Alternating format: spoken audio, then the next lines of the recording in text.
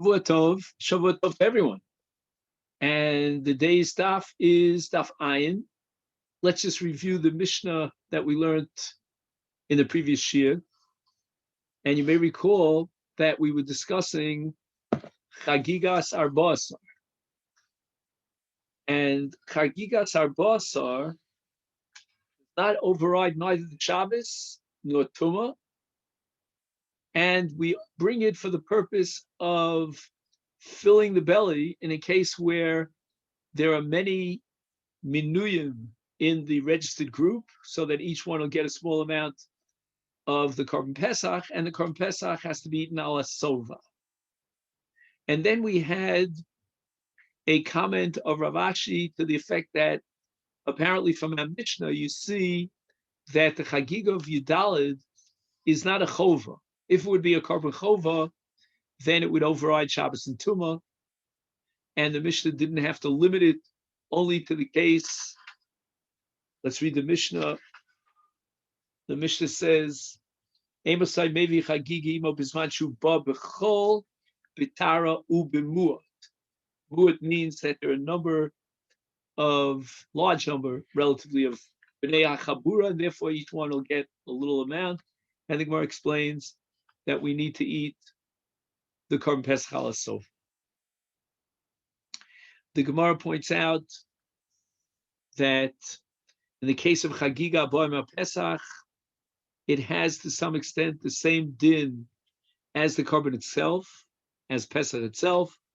It's Boim Atzon, not from Bakar, and it's bought with Zchorim, not Nikevos, and Bash Nosa, not Bash Deishon. Also, the time allotment for the Chagig of Yudalid is not typical of a Korban Shlomim, which would be 2 days and 1 night, but rather it's typical of a Korban Pesach, and the limitation there is day and then the following night.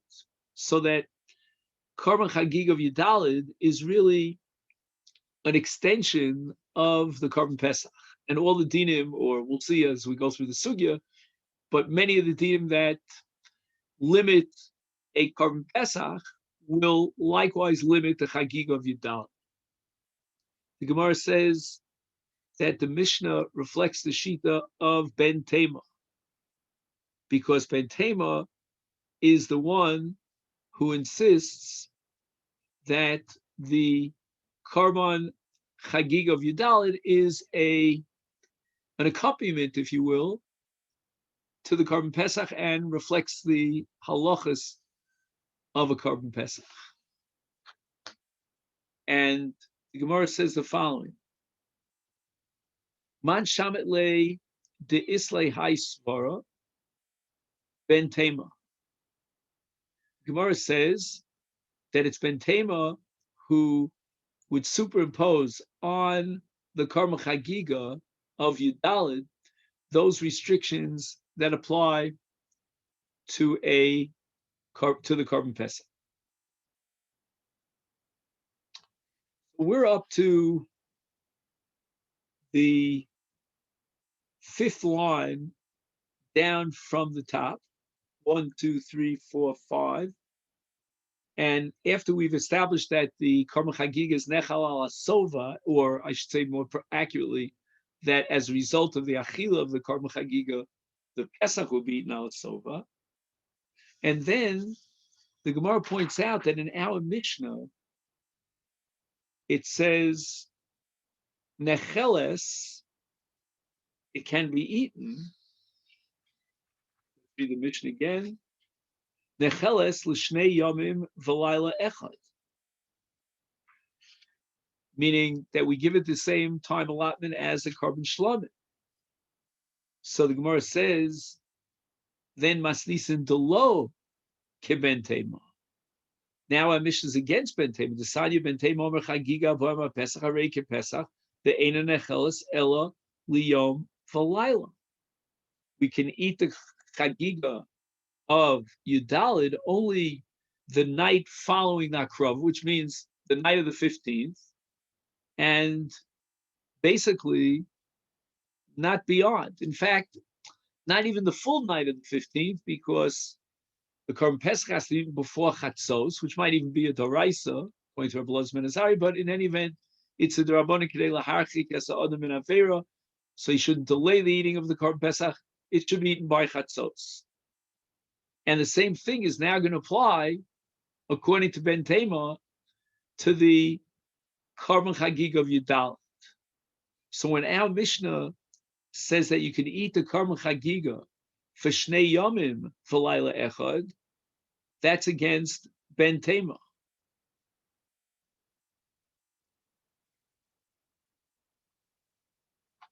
Then the Brisa goes on and continues v'chagigas chamisha sar necheles l'shnei yomim v'layla echad. There's an additional korban chagiga, and that's called the chagigas chamisha sar, which is the korban chagiga that we bring on every single chag, all shalosh regalim, Pesach, Shavuos, and Sukkos, and it's derived from a parsha in Emor. It says v'chagosem oso Chag Lashem Shivas Yomim, and the Gemara says in Chagiga Daf Tes that we have a separate mitzvah on all three regalim to bring the following karbanos: Shalmei Simcha, that's derived from V'samachta V'chagecha, and it says V'zavachta Shlomim V'yachalta Sham V'samachta L'fnei Hashem Elokecha, and Ein Simcha Ella B'basa B'basa Shlomim. We also have, in addition to Shalmei Simcha, Olas Re'iyah, which is derived from the parasha in Kitisa. It says Shalosh Pam B'Shani Yerakol Zchurcha. You have to be Ola L'Regel, and Lo Yirah Panei Rekam, teaching us that you have to bring a korban Ola. And in addition, we have the Chagiga of Tesvav. So as far as Chagiga's Tesvav is concerned, that's a classic case of a korban shlom necheles l'shnei yomim fil laila ech, meaning you'll bring it on the 15th. You can eat it on the 15th, the night going into the 16th, and the day of the 16th. Now, Ben Tema says chagigas arbasar yotze ba mishum simcha. In other words, that a Shalmei Simcha, which we said was one of the three korbanos that he brings on a regal, doesn't have to be designated up front from the get-go as such, as a Shalmei Simcha. You could take another korban and use it as a Shalmei Simcha. So if, let's say, in the case of Chagigas Arbasar, for whatever reason, they didn't eat the korban Chagiga on the 15th at night, together with the korban Pesach, then it can now be redesignated.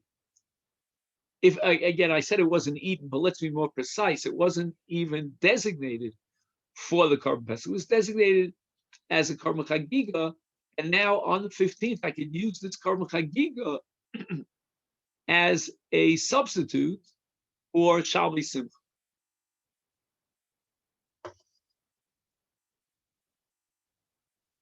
However, ein yotzi ba mishum chagiga. However, as far as the chagig of Yontif is concerned, you can't use the chagigas Yudalid and redesignate it or earmark it now for the chagigas Yontif, the chagigas Tesvav, because, as we said, Shalmei Simcha is the exception to the rule, but the rule is that once you designate a korban, you can't redirect it and earmark it for a different korban. The Gemara in Chagiga derives the special halacha of Shalmei Simcha, that you can use an animal that was designated for a different korban. Fine. The Gemara, by the way, doesn't really clarify the derivation, but the Sifri in Parshas Reis says, "V'samachta b'chagecha l'rabos sheyotze af b'karbanos shememela mechuyev behen." In other words, you could be yotze the mitzvah of chagigas, of simchas shlomim, of Shalmei Simcha, even if it was originally directed and designated for a different korban. Now the Gemara asks, my time of the bentema, what is the underlying logic and the source of bentema to come to the conclusion that Chagigas Yudalit is only Balayla and then the next Yom? No, I shouldn't say that. I should say Bayom and then the next Laila. That's more precise.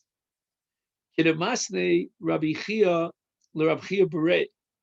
This is what Rav Chia taught his son. It says in the post, it's also in Parashas Kitisa. It says below, Yolin Laboker Zevach Chag HaPosach. So you'll notice that there's a phrase here in the middle of the pasuk, as far as Baltolan is concerned, called Zevach Chag. The Torah could have easily have said V'lo Yolin HaPosach. Don't leave over the lamb of the Paschal lamb for beyond its time allotment and eat it before that. Why did the Torah add these two words, Zevach Chag? Moradarshins, Zevach Chag, Ze Chagiga. V'Pesach Kimashmo. So in the same pasuk, the Torah mentions Zevach Chag, which we said is the Karban Chagiga, and the Karban Pesach. Amar Achmana, and regarding both, the Torah says V'lo Yolin, that you can't leave over the basar beyond its allotted time for Achila. So we see that the time for Achila of Chagigas Yudalid is equal to that of the Korban Pesach, which means the day and then the Lila afterwards. Again, when I say the day, it's a little bit tricky because in that sense, Ben Tema would have to admit that it's not exactly like the Korban Pesach. And the Korban Pesach has to be eaten at night. I'm not sure that that's true with regard to the Korban Chagiga. And that's going to, I believe, we'll touch on that a little bit later. Now, how far does this equation between Chagigas Yudalid and the Korban Pesach go? Gemara vacillates. Leben Tema nechelas tzli, or ein nechelas tzli. I mean, any carbon you can eat, whether it's cooked, whether it's roasted, but here in the case of Korban Pesach, the Torah demands tzli. Does the same thing apply to the Chagigas Yudalit according to the equation of Ben Tema? Ki akshe, the Gemara analyzes the suffix. Rachmana lePesach, when, to what extent does the Torah equate the Chagig of Yudalit to the Korban Pesach lina? Only as far as how long you're allowed to eat the basar when it becomes nosa. Aval itzli lo, to go that far and exclude the kind of preparation of the basar carbon that is normally acceptable for any other carbon, that far we're not going to go. Dilma lo shna. Or should we say that the equation is total? And not only is it limited to lina, but it applies even to tzli.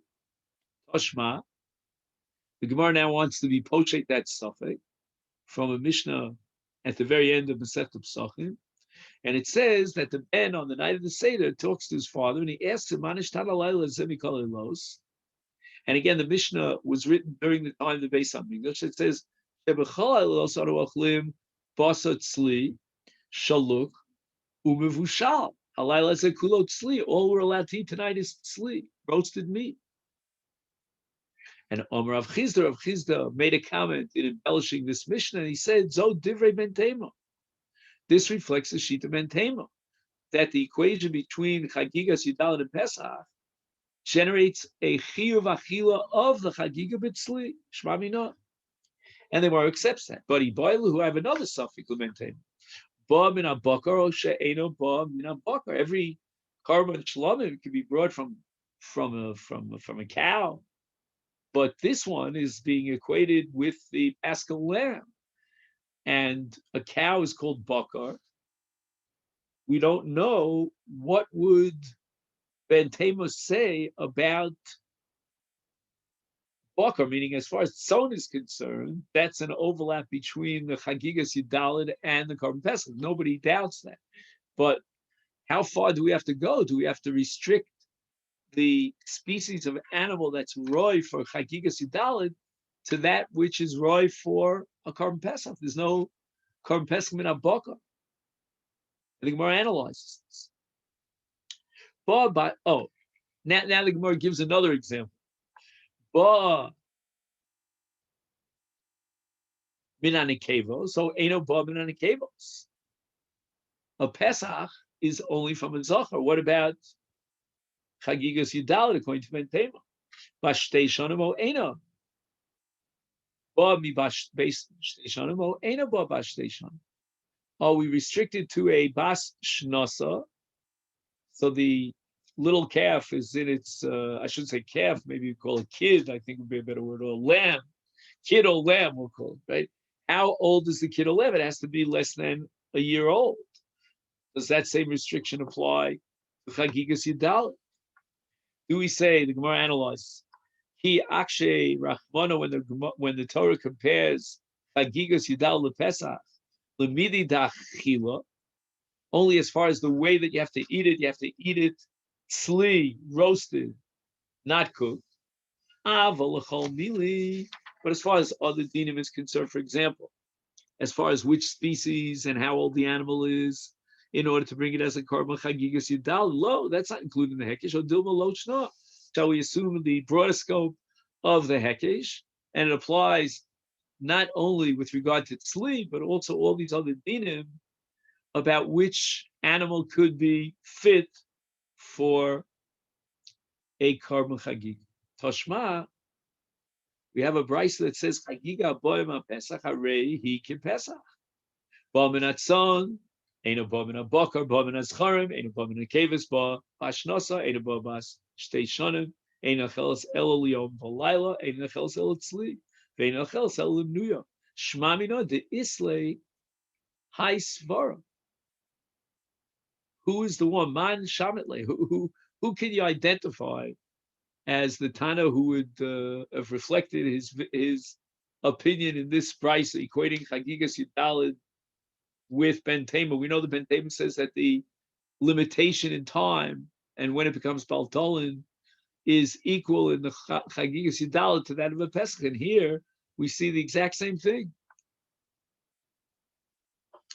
Mamina Kula Milsa. We equate them for all dinim shmamina, which means from this price we see that number one, it has to be minatzon, not minabakar. Number two, it's got to be zachar, not nekeva, and number three, it's got to be a ben shnosa, not a ben shnatayim. And therefore, we have to assume that not only linyan achila, which means regarding a requirement of tzli, do we equate chagigas yudalid with Pesach, but even with regard to the min, as we had asked, Bamina Bakar, O Eino Bamina.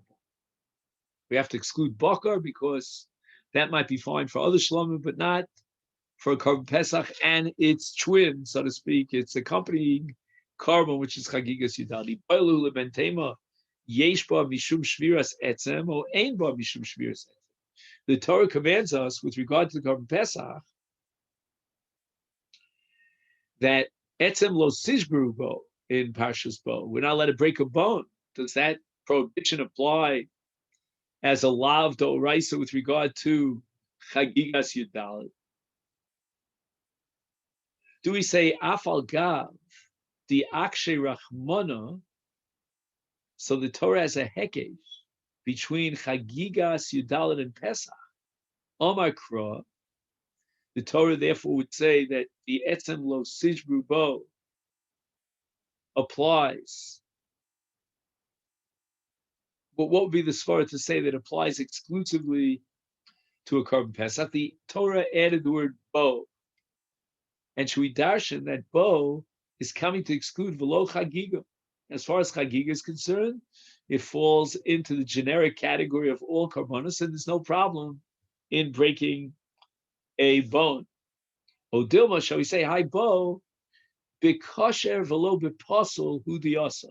The Torah wants to add the word bo to tell you that the iser of shviras etzem only applies to a korban pesach that's kosher. We're not allowed to break it's any of its bones, but it has nothing to do with excluding the chagiga of Yudal. Oshma, let's quote a Mishnah in the 8th parak of Shkolim. Sakin shenimtzeis bi'arbas or shochit ba'miyach.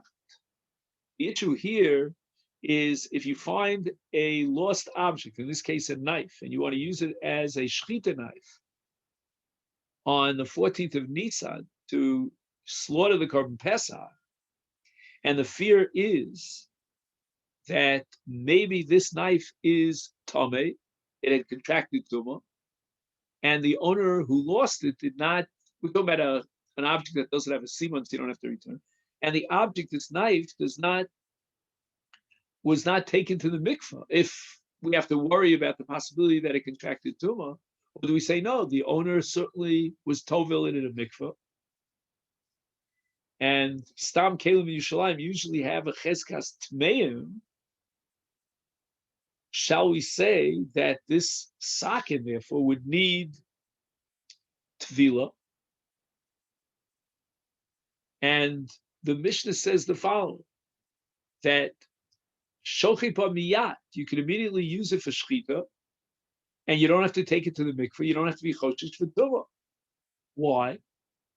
And the answer is that even if it was, in the worst case scenario, tmeya, then for sure the bailim was already makbil it. He already took it to the mikveh on the 13th of Nisan in order that it should have herev shemesh, because a kli that's tameh after its tvila is not totally tar.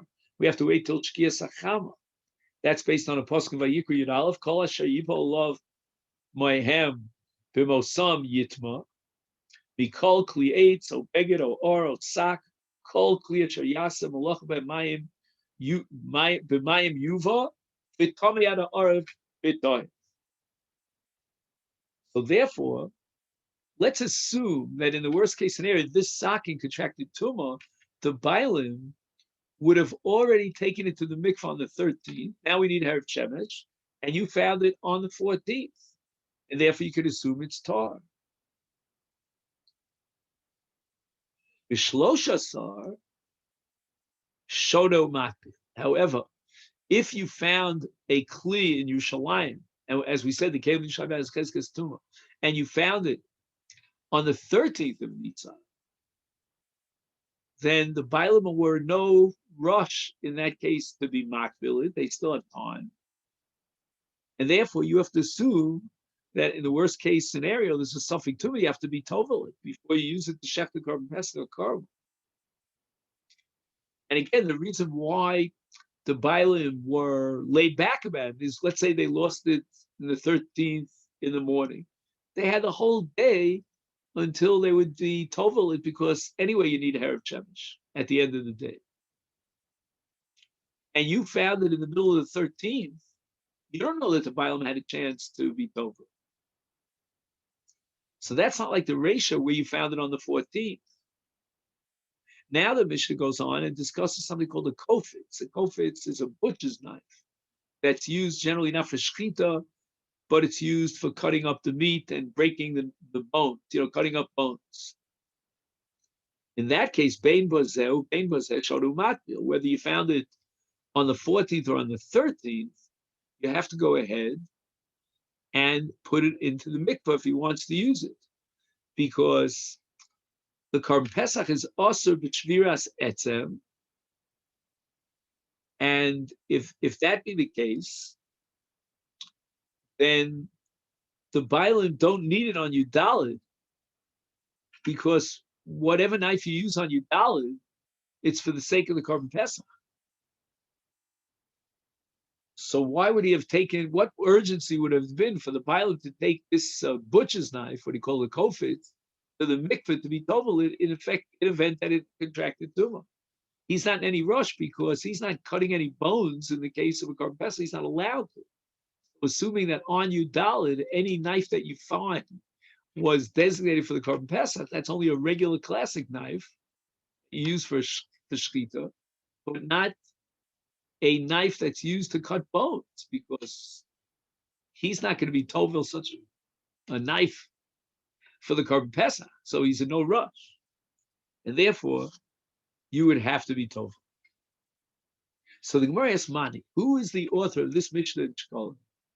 If you're going to suggest that it's the Rabbanan who reject Ben Tema, they don't accept the hekesh between Chagigas Yudalit and the Korban Pesach, and therefore there is no Iser Shviras Etzem in the case of a in the case of a Chagiga, is then Maishna Sakin the Matbil, the Chazia LePesach, Kofitz Nami, a Chazi LeChagiga. When you find a knife, we assume that the Bailim, if this knife is ready for Korban Pesach, so on Yud Gimel, he took it to the mikveh, and then it had Heri Shemesh at night. Well, guess what?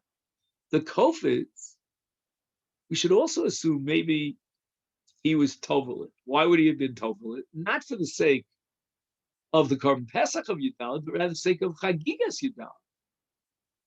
And that would be a problem if you hold like the Rabbanon, that there's no Isur, because they don't have the equation between Chagigas Yudalit and Pesach, there's no Isur Shviras Etzem with regard to the Korban Chagiga. Hence, in the case of a Kofitz, the Bailim are as pressured with urgency to be Tovelit for the sake of the 14th as would they be with regard to a regular Sakin. Sakin for Korban and the Kofitz for the Korban Chagiga. Kofitz Nami, a Chazi LeChagiga. He can use it to break the bones of a Chagiga Alav by process of elimination. Ben Tema, this Mishnah has to reflect Ben Tema, and there's going to be an Is of Shviras Etzem in the Chagiga by virtue of its analogy to a Korban Pesach. And therefore, if you find the Kofitz, you really don't know whether the Bailim were in any pressure to be Tovelit. It's got a Cheskes Tumah, and you better go ahead and be Tovelit, because you can't fall back and say, well, no, he was definitely Tovelit for the sake of the Korban Chagiga. No, we're not going to use that butcher's knife that's used to break bones on the Korban Chagigas Yudalit, because the Chagigas Yudalit has the same status as the Korban Pesach. Shema Mina, Yesh Ba Mishum Shviras Etzem. Now the Gemara is going to reject this proof. Lo, says the Gemara, you don't have a proof from this Mishnah that's been Tema. Li'olam Rabbanan, I'll tell you it's Rabbanan. And now the Gemara is going to do some somersaults in the air to try to square this brisa off with Rabbanan, who hold that Chagigas Yudalit certainly has no Yitzhak Shviras Etzem. Kigon Sheba b'Shabbos. The Pesach was brought on Shabbos, meaning the 14th of Nisan coincided with Shabbos. We're not going to be makriv the Chagiga. And if we're not going to be makriv the Chagiga, the Bailim don't need this kofitz on Yudalit. And therefore, they're not going to be so eager to, with urgency, to be tovelit. And that's why the Mishnah Shkolov says that you have to be tovelit. So the Gemara says, "V'amidik tani seifa." Let's read the seifa that Mishnah in Shkolov. It says, "Chal arbos olios b'Shabbos." Only in the seifa did the Mishnah introduce the scenario where Shabbos and Yudal B'Nisan overlap, and the Mishnah establishes that even if he found a kofitz, is shochit b'miyad, he can assume that the Bailim was certainly tovel it, even though the Bailim, even though the Bailim don't have to use a kofitz on Yudalid when it's Chal b'Shabbos, because we don't bring the Chagiga, and L'tzorach Shchitas HaPesach, maybe he has a knife, but nevertheless, on the 15th, L'tzorach Chagigas Chamisha Asar, this is a different Korban Chagiga, since Shabbos is Asur, and not only that, you cannot, there's no permission, no allowance to be Makbil Kalim, is therefore we have to assume that if he wanted to use this kofitz on Tesvav for the Chagigas Yontiv, the Chagigas Regel of the 15th, then he was Makbil it already on the 13th. And if he finds a kofitz on the 15th, once again, Shochet B'miyad, he should be able to assume that the Bailam certainly was Makbil before Yontiv this kofitz. Nim says kofitz kshura l'sakin, harei kisakin. And the only exception to this case is if you find a kofitz that's tied up to a knife. And then even if you find it on a regular Yudalid, on a chol, a vachadikadei, harei kisakin, he's allowed to use it to shecht it. And for sure, he was matbil both the sakin for the sake of the Korban Pesach and the kofitz which is attached to the sack. But in any event, we see clearly that the Reisha, the Sefer of this Mishnah, is talking about a case of Yudal b'Shabbos, Michlal, the Reisha, Lav b'Shabbos Haskim. It must be that if the Mishnah only in the Sefer introduced this scenario of the 14th on Shabbos, then the Reisha was not talking about that. And in effect, if you would say that it's not Shabbos, then there is sort of a stira between the Sefer where it says that he found it on Yudal Shechal Yos for Shabbos. It doesn't have to be Makbil the Kofitz. It doesn't make any sense. You're going to have to say that this Mishnah is not a reflection of the Rabbanan, but rather Ben Tema.